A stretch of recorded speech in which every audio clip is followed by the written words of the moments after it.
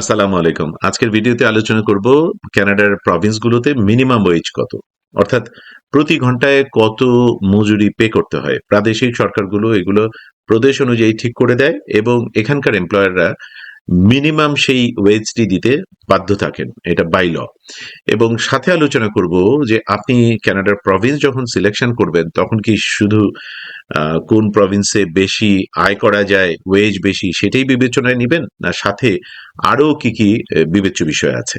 চলুন তাহলে পরিষ্কারভাবে এটা জেনে নেই।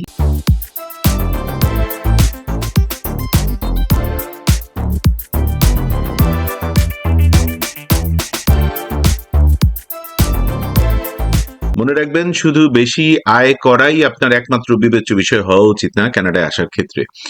বেশি আয়ের পাশাপাশি আপনার এখানকার লিভিং কস্ট কি হবে সেটা জানতে হবে, ট্যাক্স কত দিতে হবে, কোনো প্রভিন্সে ট্যাক্সের জন্য আলাদা করে কোনো বিশেষ সুবিধা দেওয়া আছে কিনা, এগুলোর সম্পর্কে একদম পরিষ্কার ধারণা নিয়ে তারপর আপনি সিদ্ধান্ত নেবেন কোন প্রভিন্সের জন্য আপনি আসবেন। সেটা পড়াশোনা করার জন্য হোক, আপনি চাকরি খুঁজছেন সেটার জন্য হোক, কিংবা একটা পিএনপি প্রোগ্রামে হোক। আমি 10টা প্রভিন্সের মিনিমাম ওয়েজটা একটু আপনাদের সাথে শেয়ার করছি। ব্রিটিশ কলাম্বিয়ায় হচ্ছে 17.85 কেনেডিয়ান ডলার পার আওয়ার, যেটা প্রস্তাব করা হয়েছে এবং বাড়ছে গিয়ে এই বছরের জুনে 18.25 18.25 Canadian dollar per hour.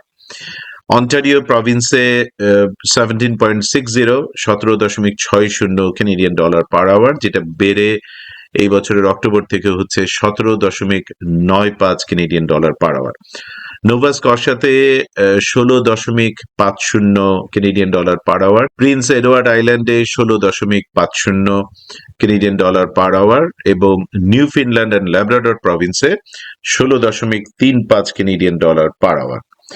Quebec প্রভিন্সে 16.10 কেনেডিয়ান ডলার পার আওয়ার। ম্যানিটোবাতে 16 কেনেডিয়ান ডলার পার আওয়ার, যেটা এই বছরের অক্টোবর থেকে বেড়ে হবে 16.40 Canadian dollar per hour. New ব্রান্সউইকে 15.90 কেনেডিয়ান ডলার পার আওয়ার। সাসকাচুয়ানে 15.35 Canadian dollar per hour. And last but not the least, Alberta প্রভিন্সে যেখানে আমরা থাকি সেইখানে 15 কেনেডিয়ান ডলার পার আওয়ার। এক সময়ে আমরা যখন এসছিলাম তখন তারও কয়েক বছর পর পর্যন্ত মোটামুটি 21-22 পর্যন্ত, 20-21 পর্যন্ত অ্যাটলিস্ট আলবার্টা ছিল সব থেকে বেশি মিনিমাম ওয়েজ প্রদানকারী প্রভিন্সগুলোর একটি। তখন ছিল আলবার্টা, ব্রিটিশ কলাম্বিয়া এবং অন্টারিও। এখন বাকিগুলোতে বেড়েছে প্যান্ডেমিক উত্তর সময়ে, কিন্তু আলবার্টার একটা অন্য ক্যাচ আছে এবং যেটা আলবার্টার একটা ইউনিক ব্যাপার, এটা আপনাকে সিমালটেনিয়াসলি মাথায় নিতে হবে। আলবার্টার রেসিডেন্টদের কোনো পিএসটি পে করতে হয় না, মানে প্রভিন্সিয়াল সেলস ট্যাক্স পে করতে হয় না কেনাকাটার বেলাতে, যেটা অন্যান্য প্রভিন্সে পে করতে হয়। আমরা এই 2 সপ্তাহ আগে নিউ ব্রান্সউইকের সেন্ট জন সিটিতে গিয়েছিলাম। ওখানে আপনি যাই কেনাকাটা করেন $100 লেখা থাকলে সেটা পে করতে হবে আসলে $115। তার মানে হলো 5% আপনি জিএসটি পে করছেন, গুডস অ্যান্ড সার্ভিসেস ট্যাক্স, যেটা আমরাও পে করি আলবার্টাতে, এবং এটাই আমরা পে করি, আমরা পিএসটিটা পে করি না, অর্থাৎ প্রভিন্সিয়াল সেলস ট্যাক্সটা পে করি না।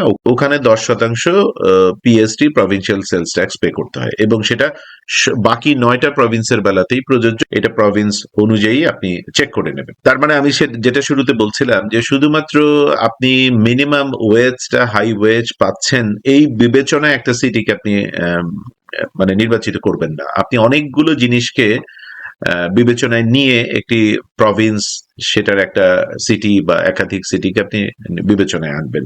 সেখানে নাম্বার ওয়ান ইমিগ্রেন্টদের জন্য সব থেকে গুরুত্বপূর্ণ হচ্ছে হাউস রেন্ট কেমন, কারণ আপনি তো এসেই বাড়ি কিনবেন না, আপনাকে বাড়ি ভাড়া করতে হবে। তো সেই বাড়ি ভাড়াটা কেমন, আপনি মিনিমাম ওয়েজ হয়তো $2-3 পার আওয়ার বেশি পাচ্ছেন, মাসে গিয়ে হয়তো $300 বেশি পাচ্ছেন, কিন্তু যদি বাড়ি ভাড়া হয় যে অন্যান্য প্রভিন্সের তুলনায় সেই প্রভিন্সে মোটামুটি ডাবল, যেমন আলবার্টার তুলনায় এখন পর্যন্ত আমরা 2026-এর মে মাসে বসে আছি এবং সেটা রাজধানী এডমন্টন শহরে বসে আছি।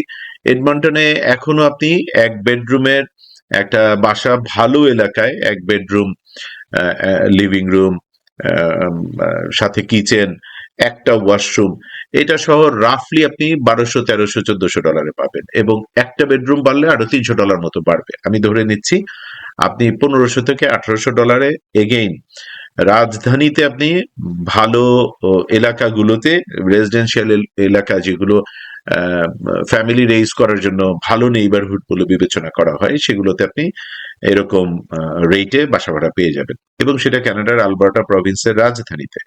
কিন্তু এটাই আপনি টরন্টোতে গেলে পরে সিম্পলি আপনাকে দ্বিগুণের কাছাকাছি দিতে হবে। আগে তো দ্বিগুণই ছিল প্যান্ডেমিক এর মানে আগের সময় পর্যন্ত, বা তারপরেও কিছু সময় ছিল, এখন কিছুটা কমেছে। এখানে যে বাসাটা আপনি $1500 পাবেন এডমন্টনে, সেটা হয়তো $2600-2700 প্লাস মাইনাস আপনি টরন্টোতে পেয়ে যাবেন। কিন্তু ফর শিওর সেটা ভ্যানকুভারে এখনো $3000, 1500টা গিয়ে হয়ে যাবে $3000। তো সুতরাং আপনি যদি $300-400, $500 আপনি বেশিও পান মাসের শেষে, তারপর আপনার এই যে বাসা ভাড়ার যে ডাবল ব্যাপারটা, এটা তো আমলে রাখতে হবে, এটা তো আপনাকে পে করতে হবে। তো সো আমরা মাথায় রাখবো যে সব মিলে টিলে আমার শুরুতে আমার উপরে যেন প্রেশারটা কম হয়, এবং সেটার জন্য একদম সোজা সাপটা হিসাব হচ্ছে প্রেইরি 3টা প্রভিন্সকে আপনি আমলে রাখেন। এখানে বাসা ভাড়া ওই দুটো প্রভিন্সের তুলনায়, ব্রিটিশ কলাম্বিয়ার তুলনায় এবং অন্টারিওর তুলনায় অনেক কম। আপনি এবং আমাদের আর এই ব্রিটিশ কলাম্বিয়া অন্টারিওর মাঝামাঝিতে আছে আটলান্টিকের পাড়ের 4টা প্রভিন্স। আমি দেখে আসলাম, এই 2 সপ্তাহ আগে আমরা গিয়েছিলাম।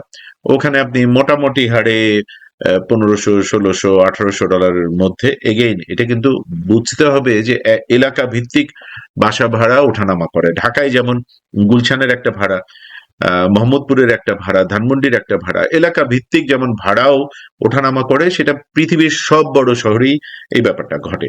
কিন্তু আমি একটা জেনেরিক আইডিয়া দিচ্ছি। সো ওইখানে মোটামুটি এর মাঝখানে আপনি পেয়ে যাবেন। সুতরাং আটলান্টিকের পাড়ের 4টা প্রভিন্স আপনার জন্য ভালো একটা অপশন হতে পারে। এই প্রেরি 3টা প্রভিন্স আপনার জন্য ভালো অপশন হতে পারে। সেটার আপনি পড়াশোনা করতে আসলে সেটার বড় শহরগুলোতে, সেটার ইউনিভার্সিটি গুলোতে আপনি লিস্টটা একটু দেখুন, মানে সেখানে আপনি যে সাবজেক্টে পড়তে আসতে চান সেগুলো আছে কিনা, সেটা নিয়ে যা পড়াশোনা করার যা প্রস্তুতি সেটা নিন। আপনি এই সব সিটিগুলোতে চাকরি খুঁজতে চাইলে সেটা দেখুন যে আপনি যে জাতীয় পেশায় আছেন সেটার এনওসি কি, সেই জবগুলো ওখানে আছে কিনা, সেটার জন্য প্রস্তুতি কি নিতে হবে। এই বিষয়ে তো অনেকগুলো ভিডিও আছে আমাদের প্ল্যাটফর্মে, আমাদের একমাত্র ভেরিফাইড ফেসবুক পেজে, আমাদের ভেরিফাইড ইউটিউব চ্যানেলে, আমার ভেরিফাইড লিঙ্কডইন প্ল্যাটফর্মে। দয়া করে নকল পেজে, নকল ছবি দিয়ে নকল পেজে যাবেন না। দয়া করে লোভে পড়ে প্রতারিত হবেন না, যাদের বেলায় প্রযোজ্য তাদের জন্য। এগেইন মোদ্দা কথা হচ্ছে, 1, প্রেরি প্রভিন্স গুলোকে টার্গেটে রাখুন। 2, আটলান্টিকের পাড়ের 4টা প্রভিন্সকে টার্গেটে রাখুন এখনকার সময়ের বিবেচনা এবং সামনের বছরগুলোর বিবেচনাতেও। 2 নাম্বার হচ্ছে যে টিয়ার টু পিয়ার প্যাথওয়ে পরীক্ষামূলক যেটা করা হয়েছে, সেখানেও আবার দেখা যাচ্ছে বড় শহরগুলোকে, এই এই 10টা প্রভিন্সের বড় শহরগুলোকে বাদ দেওয়া হয়েছে। সুতরাং এই বড় শহর বাদ দিয়ে কানাডাতে এখন অপেক্ষাকৃত ছোট শহর, সিটি টাউনগুলোতে চাকরি খুঁজুন। পড়াশোনারও যদি সেগুলোতে যে যে জাতীয় পড়াশোনা আপনি আসতে চাচ্ছেন সেই জাতীয় ইনস্টিটিউট থেকে থাকে সেই শহরগুলোতে, সেটাকে টার্গেট করুন। Last but not the least, কানাডার যে প্রোগ্রামেই আসতে চান সবসময় আমি বলি সেটার জন্য পর্যাপ্ত পড়াশোনা করুন, নিজে জানুন, এবং ইমিগ্রেশনের প্রয়োজন থাকলে একটা বৈধ কানাডার সরকারের লাইসেন্স প্রাপ্ত একজন ইমিগ্রেশন কনসালটেন্টের সাথে মিনিমাম একটা কনসালটেশন সেশনে বসুন। এই একটা কনসালটেশন সেশন আপনাকে প্রতারণা থেকে বাঁচাবে, আপনাকে আপনার এক্সপার্টিজ অনুযায়ী, আপনার স্কিল সেট অনুযায়ী কোন প্রোগ্রাম আপনার জন্য বেস্ট ফিট সেটা নির্ধারণ করবে। আপনার জন্য আরসিআইসি রেগুলেটেড কানাডিয়ান ইমিগ্রেশন কনসালটেন্টরা আপনার জন্য কর্মপরিকল্পনা ঠিক করে দেবে, এবং সেই কর্মপরিকল্পনা নিয়ে প্রস্তুতি নিয়ে আপনি আগাবেন। সুতরাং একটি কনসালটেশন সেশন একজন আরসিআইসি থেকে আপনাকে সব দিক থেকে প্রোটেক্ট করবে, আপনাকে এবং আপনার পরিবারকে। এই স্বঘোষিত কোনো কনসালটেন্ট বা কনসালটেন্টের বেশে ভুয়া প্রতারকদের খপ্পরে দয়া করে পড়বেন না, যাদের বেলায় প্রযোজ্য।